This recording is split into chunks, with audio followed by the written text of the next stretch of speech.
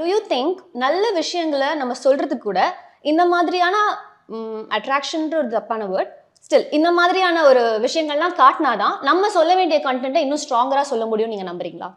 உங்களுக்கு ஒன்று ஒயிட்டா காமிக்கணும்னா அதுக்கு பக்கத்தில் பிளாக் அடிச்சா தானே ஒயிட்டை காமிக்க முடியும். நீங்க பக்கத்தில் பேஜ் அடிச்சுட்டு பக்கத்தில் ஒயிட்டா அடிச்சிங்கன்னா உங்களுக்கு என்ன கான்ட்ராஸ்ட் தெரியும்? ஸ்டோரி டெல்லிங்ன்றது எல்லாரும் ஞாபகம் வச்சுக்கணும். It's a story.